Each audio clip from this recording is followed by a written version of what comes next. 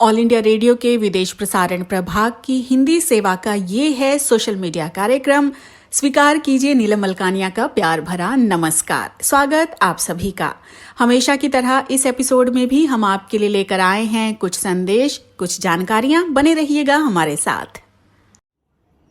आकाशवाणी के external services division के सभी श्रोताओं को, सभी दर्शकों को मेरा विनम्र प्रणाम।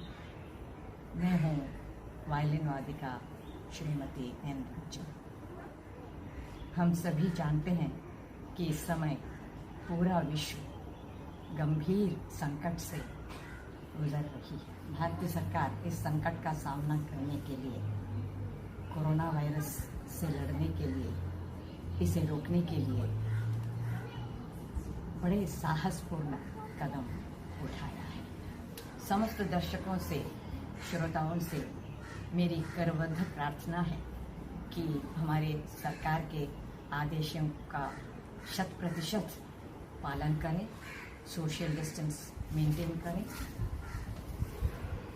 और घरों में रहें, सुरक्षित रहें। विशेष रूप से हमें सुरक्षित रखने के लिए अपनी परवाह न करते हुए डॉक्टर्स, नर्सेस, पुलिस अधिकारियां दिन रात मेहनत कर रहे हैं।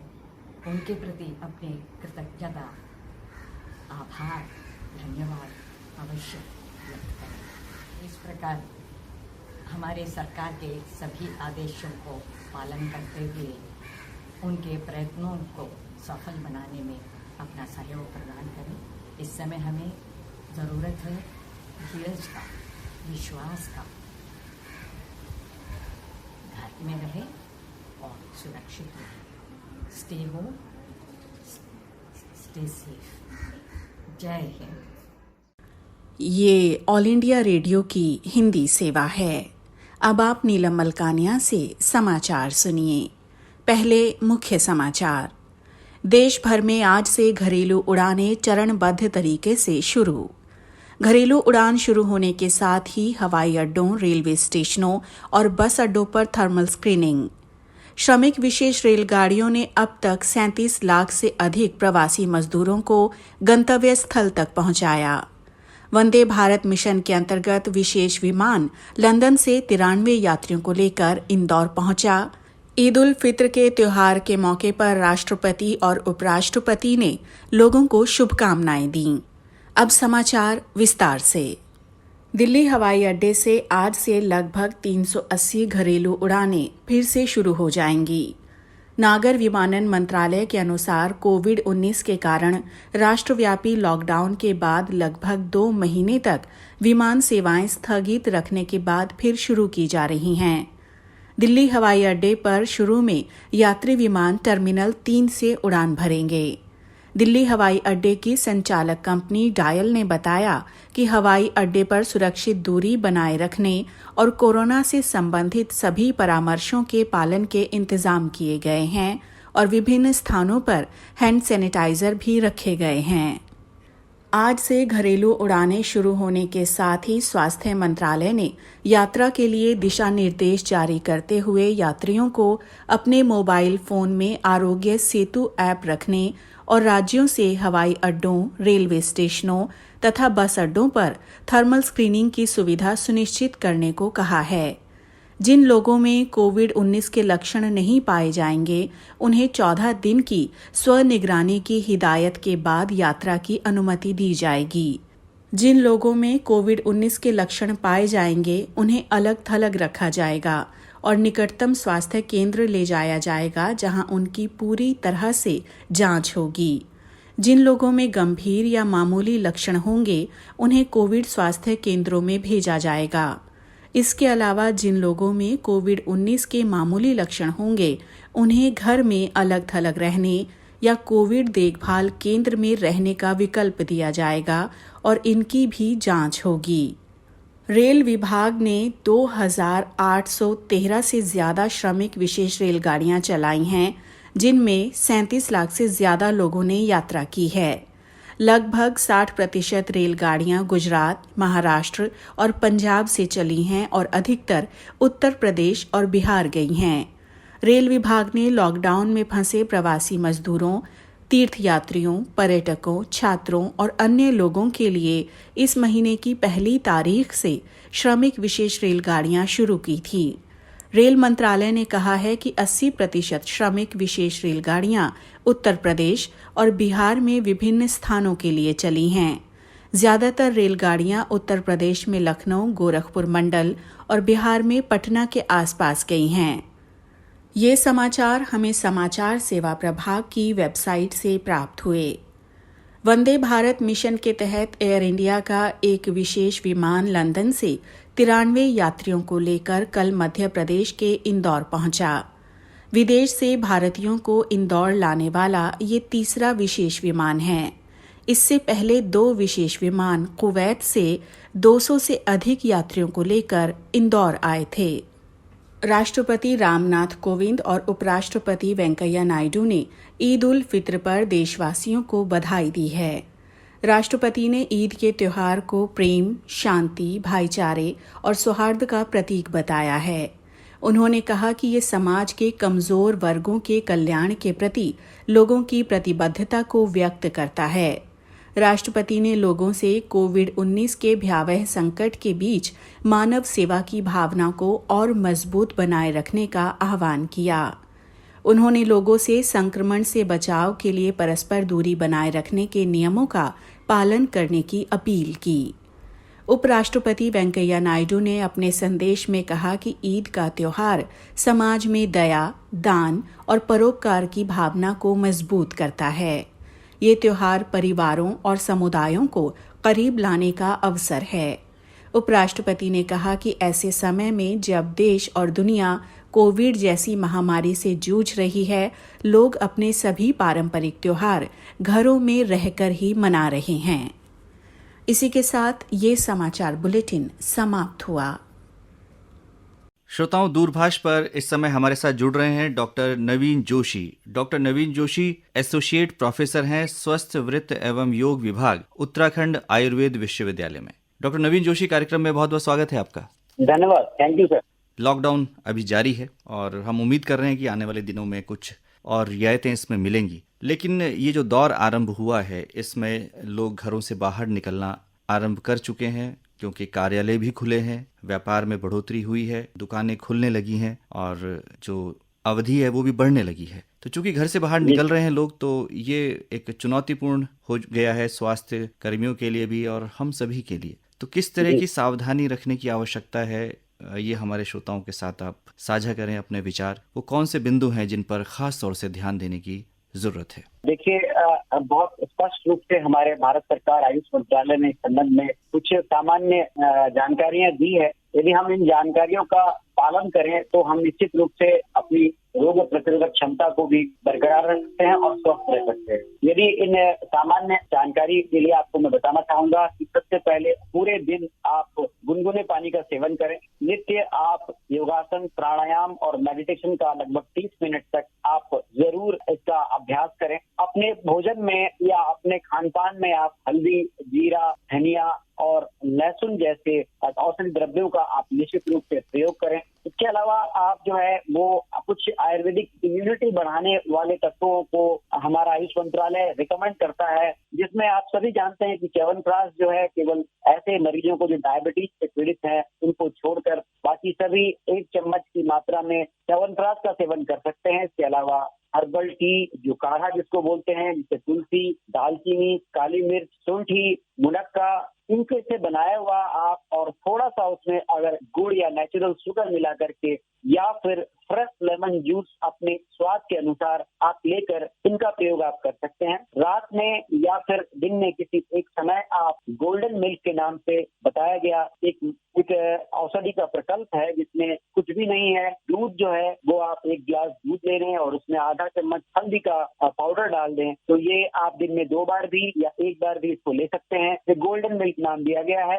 इसके अलावा आप अपने नाक में नश्य कर्म के द्वारा यानी नाक में दवा को डालने में आप आप कुछ नहीं तो घर में आपके नारियल का तेल है या घी है, तो इनको आप दोनों नासा छिद्रों में आप प्रतिमर्श नस्य के रूप में लगा सकते हैं। इसके अलावा एक ऑयल पुलिंग थेरेपी जिसे गंडूस कहा जाता है, जिसमें आप 1 चम्मच शीशम या नारियल का तेल अपने मुंह में लेकर के आप उसे निगलना नहीं है, बस उसे आप मुंह के अंदर घुमाएं 2 से 3 मिनट तक और बाहर थूक दें और इसको फिर आप गुनगुने पानी से साफ करके इसको आप दिन में 2 बार कर सकते हैं। इसके अलावा आपको यदि आपको गले में कोई तकलीफ है या फिर गले में दर्द का अनुभव होता है तो आप हींग का इनहेलेशन ले सकते हैं, जिसमें आप पुदीना की पत्तियां, अजवाइन, इनको आप कम से कम दिन में 1 बार इस तरह के हींग की एक इनहेलेशन ले सकते हैं। लौंग का पाउडर आप नेचुरल शुगर या हनी के साथ मिलाकर 2 से 3 बार आप ले सकते हैं जब भी आपको खांसी या फिर गले में कोई इरिटेशन फील होता हो। इसके अलावा आप सूखी खांसी या फिर गले में अगर आपको अधिक तकलीफ हो रही हो तो आप जो है वो निश्चित रूप से चिकित्सक के साथ संपर्क में आप आए, वो आप उसकी गाइडलाइन के हिसाब से अपनी चिकित्सा करें। तो ये कुछ गाइडलाइन जो है जो आयुष मिनिस्ट्री देता है, इन सभी को फॉलो करके आप और अच्छा भोजन, पोषण युक्त भोजन और सोशल डिस्टेंसिंग जो बहुत इम्पोर्टेंट है, तो यानी अपनी आप लोगों से एक निश्चित दूरी को रखें, सामाजिक दूरी ना कहें उसे, हम पर्सनल दूरी रखें यानी फिजिकल डिस्टेंसिंग आप मेंटेन रखें और साथ साथ कोई यदि कोरोना के टच में है या कोरोना से संक्रमित होने की संभावना है तो उसका सामाजिक रूप से बहिष्कार न करें, क्योंकि ये ऐसा नहीं है। भारत में जितने भी रोगी इस लगभग अधिकांश जो लोग इससे संक्रमित हुए हैं वो ठीक हो जाते हैं, इसमें ठीक होने की दर बहुत ही ज्यादा है, तो उससे दूरी बनाएं पर आप उसे उस प्रकार से सोशल स्टिग्मा के रूप में न देखें, ये बहुत ही महत्वपूर्ण है। जोशी जी, आपने बिल्कुल सही कहा कि इसे हम सोशल स्टिग्मा के रूप में ना लें। और इस समय प्रवासी वो वापस लौटे हैं अपने गांव की ओर और गांव में उनका स्वागत किया जाना चाहिए और वो किन्हीं परेशानियों में फंस गए, इस कारण अब विलंब से वो आ रहे हैं, तो उनके लिए क्या संदेश है आपका कि वो किस तरह से अपने को क्वारंटाइन करें और जो गाँव वासी हैं किस तरह से उनका सहयोग करें? देखिए, जो लोग प्रवासी लोग हैं वो बेचारे बहुत ही तकलीफ में थे, वो किसी और राज्य में अपनी जीविकोपार्जन के लिए गए थे और अब हमारी सरकार ने उन्हें जो है वो वापस लाने का एक रास्ता ढूंढा है, अब वो वापस आ रहे हैं। तो पहले तो हमें उनसे भी अनुरोध है कि उनको जिस प्रकार से होम क्वारंटीन में कहा गया है तो वो अपने गाँव में जाएं, तो अपने घरों में 14 दिन जो है कम से कम का क्वारंटाइन जरूर फॉलो करें और साथ साथ जो गाँव में जो फिर जिम्मेदार लोग होते हैं उस पर निगरानी भी रखें। पर एक बात जरूर है कि कोई बाहर से आ रहा है और प्रवासी है और आपके गांव में आया है तो आप ये मत मान लें कि वो कोरोना से संक्रमित हो सकता है या कोरोना के संपर्क में आया होगा, इसीलिए उसके प्रति किसी भी प्रकार का सामाजिक इस प्रकार से नजरों से उसको कुदृष्टि से देखना ये कहीं भी उचित नहीं है। उसको सावधान जरूर करें, उससे आप दूरी जरूर बनाएं, पर जैसा मैंने कहा कि आप सामाजिक रूप से उसको स्टिग्मा के रूप में या सामाजिक रूप से आप उसे एक अलग तरह से आपको देखना, ये कहीं तक भी जो है वो एक समाज के लिए, अच्छे समाज के लिए वो हित में नहीं है। तो आप दूरी बनाएं पर उसे इस प्रकार से उसे किसी प्रकार से गलत ढंग से उसे प्रस्तुत न करें। डॉक्टर जोशी, आपने बिल्कुल सही कहा कि हम बीमारी से घृणा करें, बीमार से नहीं। आमतौर पर जब हम कोरोना की बात करते हैं तो अभी किसी प्रकार का कोई वैक्सीन या किसी तरह की कोई दवा हमारे सामने नहीं है, केवल एकमात्र औषधि है वो सोशल डिस्टेंसिंग जिसे हम कह रहे हैं। तो इसे हमें अपने जीवन शैली का एक अंग बनाना होगा और साथ में जो हाथों की सफाई है, हाथों को निरंतर धोते रहना, चाहे वो साबुन से हो और यदि साबुन उपलब्ध ना हो तो हैंड सैनिटाइजर का प्रयोग हम लगातार करते रहें। आप क्या कहेंगे, क्योंकि अब हम लोग बाहर निकलना आरंभ हुए हैं और ऐसे में बहुत जरूरी है कि हम किसी भी तरह की लापरवाही ना बरतें। देखिए, निश्चित मानिए कि ये हमें कुछ चीजों को अपने जीवन शैली में अब कोरोना के साथ जीना हमें सीखना होगा, क्योंकि अब ये एक सच्चाई है, क्योंकि हमें अब सफाई को अपने जीवन में, जो हमारे फिजिकल डिस्टेंसिंग है, बाहर हमें जाने से पहले एक दूरी बनाना, घर में आने के बाद निश्चित रूप से हाथ धोना, 20 सेकंड तक हाथ को अच्छी तरह से धोना। यदि आप बाहर जा रहे हैं और किसी भीड़ भरे इलाके में आप जा रहे हैं तो मास्क को पहनना।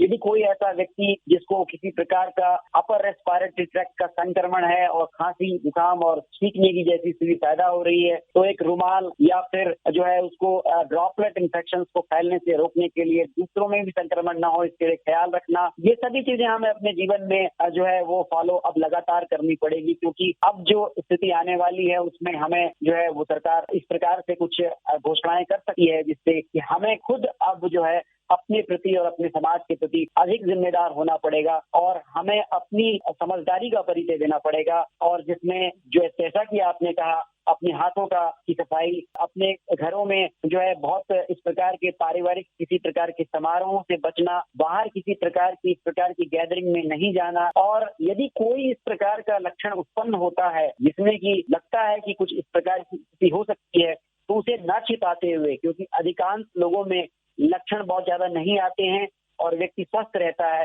तत्काल जो नंबर दिए गए हैं हेल्पलाइन नंबर, उनसे कांटेक्ट करके अपने आप को चिकित्सक के संपर्क में रखना और फिर चिकित्सक के अनुसार जो भी बताया जाता है उसको फॉलो करना। और जो सबसे महत्वपूर्ण है, अपनी दैनिक जीवन शैली में जो भी बताई गई चीजें हैं, जैसा मैंने पहले बताया, उनको अपनाना। ये माना गया है और ये देखा गया है कि जो लोग इस प्रकार से अपनी जीवन शैली को नियमित रखते हैं, नियंत्रित रखते हैं और संयमित रखते हैं, उनकी रोग प्रतिरोधक क्षमता अच्छी रहती है और कोरोना वायरस के संक्रमण के बावजूद भी वो लोग बड़े आराम से अपनी जीवन को ठीक प्रकार से बचाते हैं। और बहुत लोगों में तो देखा गया है कि संक्रमण होने के बावजूद भी रोग प्रतिरोधक क्षमता अच्छे होने के कारण उनमें किसी भी प्रकार के ऐसे जो खतरे वाले लक्षण नहीं पैदा हुए। तो इन सभी चीजों को हमें हमेशा फॉलो करने की आगे जरूरत है। डॉक्टर नवीन जोशी, आपने बिल्कुल सही कहा कि ये रोग प्रतिरोधक क्षमता बढ़ाना ये सबसे महत्वपूर्ण पक्ष है इस बीमारी का। यदि आप स्वस्थ हैं, आपकी रोग प्रतिरोधक क्षमता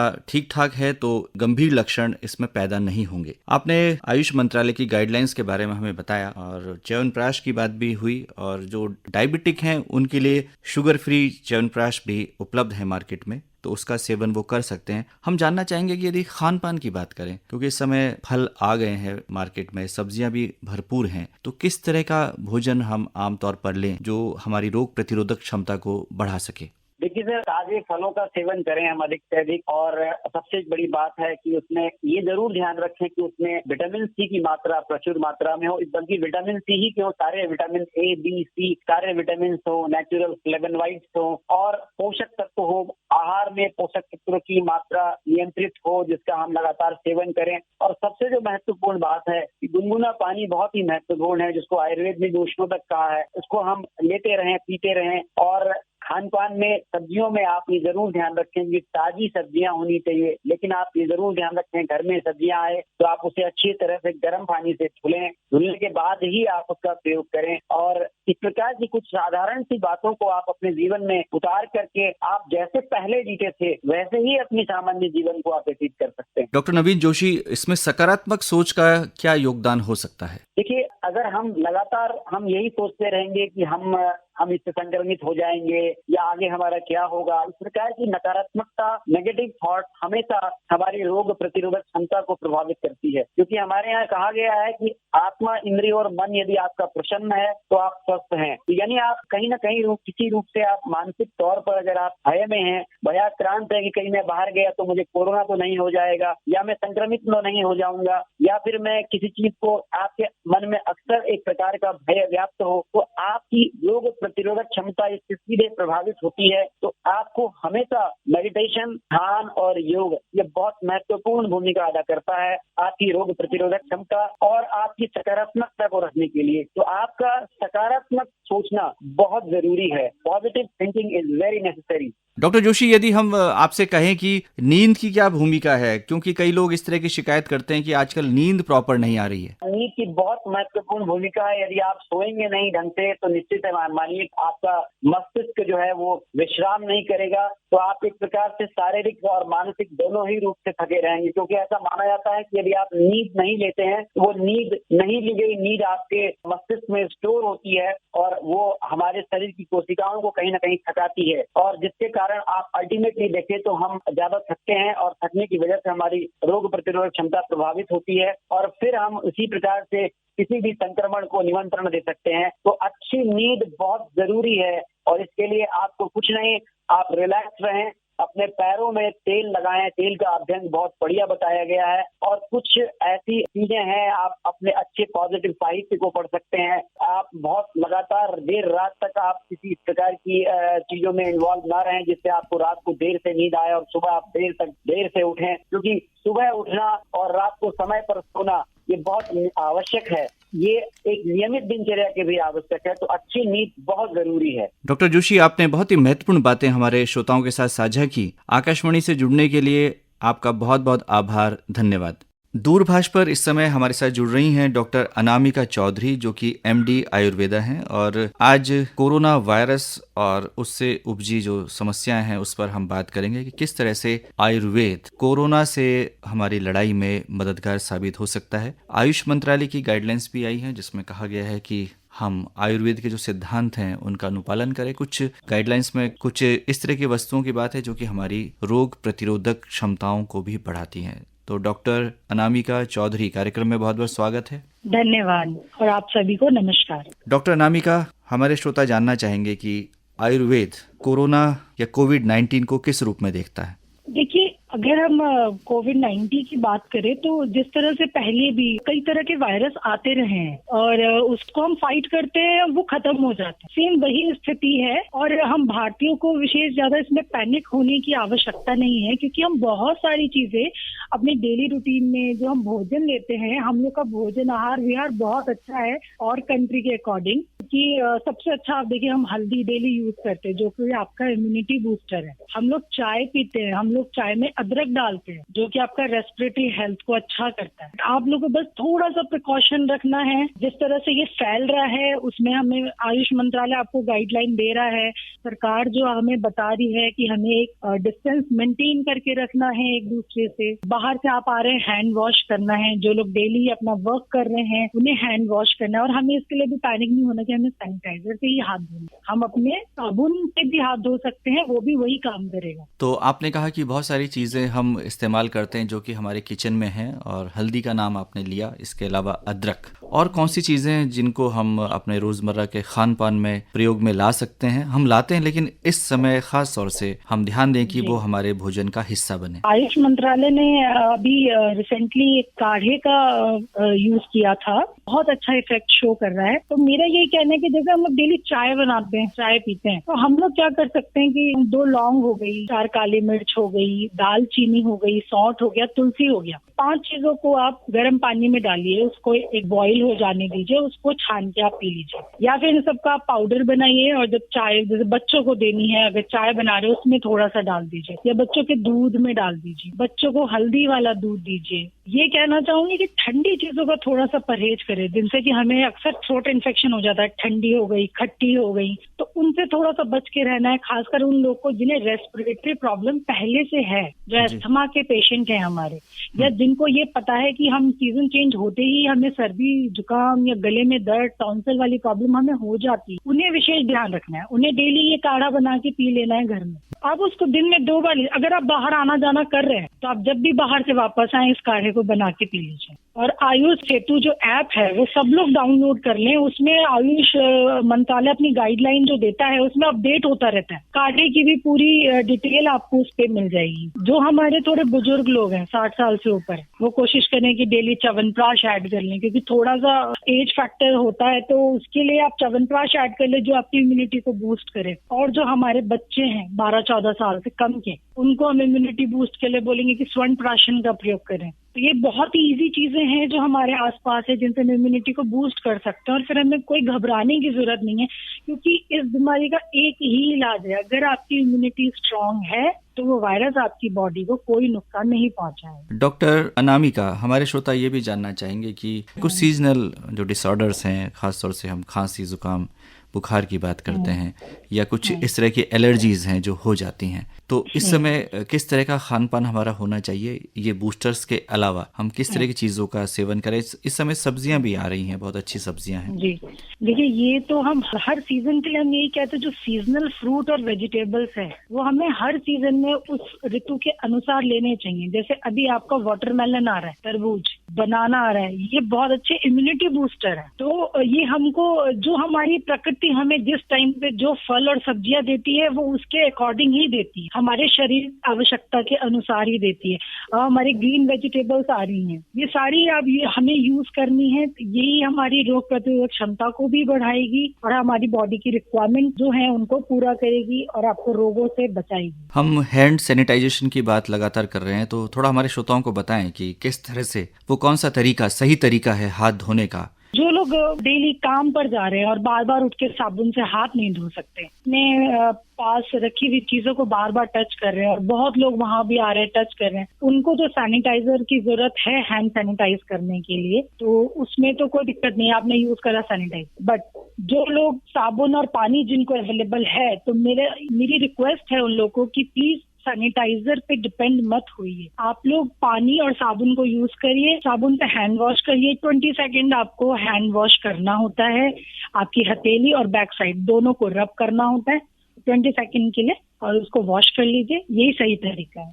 मास्क भी अब आवश्यक चीज़ों में शामिल हो गया। यदि हम बाहर जाएं तो मास्क का प्रयोग ज़रूरी है और ये सरकार के दिशा निर्देश हैं। आप क्या कहना चाहेंगी, मास्क किस तरह का होना चाहिए? देखिए, मास्क अगर आपके पास अवेलेबल है बहुत अच्छी बात है, आप उसको पहनिए। अगर आपके पास अवेलेबल नहीं है, आपके पास आपका रुमाल है, उसको 3 लेयर में फोल्ड करिए। गर्ल्स हैं, फीमेल्स हैं, उनके पास दुपट्टा है, उसको 3 लेयर में फोल्ड करिए और उसको आप अपने मुंह पे बांध दीजिए। और अगर मास्क अवेलेबल है तो ठीक है, आप मास्क यूज करिए, और नहीं है तो बीच में बहुत इस वजह से भी लोग पैनिक हुए थे कि हमें मास्क नहीं मिल रहा या इतना महंगा मिल रहा है। तो ये जो वायरस है ना, इसका साइज थोड़ा सा बड़ा है, तो ये हम अगर कपड़े को 3 लेयर में भी फोल्ड करके बांध लें तो भी हमारा काम हो जाएगा।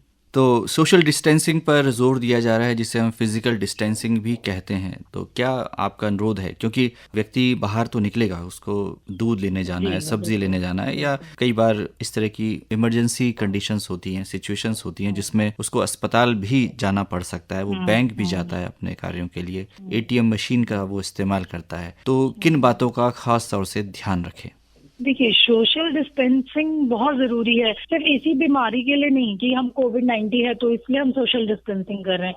बहुत सारी इन्फेक्शियस डिजीज होती है कि एक व्यक्ति से दूसरे व्यक्ति को छूने से या खांसने से या सांस के द्वारा दूसरे व्यक्ति को पहुंच जाती है। तो ठीक है, हम पहले इस चीज को नहीं ध्यान देते थे, बट मेरा सबसे यही अनुरोध है कि आप लोग को सोशल डिस्टेंसिंग का बहुत ध्यान रखना है, चाहे आप हॉस्पिटल में हैं, दुकान के बाहर खड़े हैं। आसपास की चीजों को आपको ज्यादा टच भी नहीं करना है और डिस्टेंस मेंटेन करना है, क्योंकि अगर दूसरे व्यक्ति को है तो ये फिर बहुत, अगर आप उसके पास खड़े तो बहुत आसानी से फिर ये दूसरे व्यक्तियों में ट्रांसमिट हो जाएगा, क्योंकि ये ट्रांसमिट होने वाली डिजीज है। तो इसमें सोशल डिस्टेंसिंग रखना बहुत जरूरी है। तो डॉक्टर अनामिका चौधरी, आज आपने हमारे श्रोताओं को बहुत ही महत्वपूर्ण जानकारी दी कि किस तरह से हम आयुर्वेद का इस्तेमाल करते हुए, आयुर्वेद में जो पद्धतियां बताई गई हैं, जो खान पान है, उसका ध्यान रखते हुए अपनी जो रोग प्रतिरोधक क्षमता है, इम्यूनिटी है, उसको बढ़ा सकते हैं और सोशल डिस्टेंसिंग के माध्यम से हम इस बीमारी के प्रसार को हम रोक सकते हैं, चेन को तोड़ सकते हैं।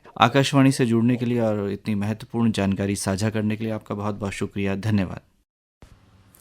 कार्यक्रम आपको कैसा लगा हमें ज़रूर बताइएगा। हम इंतज़ार करेंगे आपके संदेश का, आपकी प्रतिक्रिया का अपनी ईमेल आईडी पर, जो है air12nm@gmail.com। अपना ध्यान रखिएगा, अपने परिवार का ध्यान रखिएगा, स्वस्थ रहिए, मस्त रहिए, नियमों का पालन करते रहिए। अगले अंक में आपसे फिर होगी मुलाकात। अब मुझे यानी नीलम मलकानिया को दीजिए इजाज़त। नमस्कार।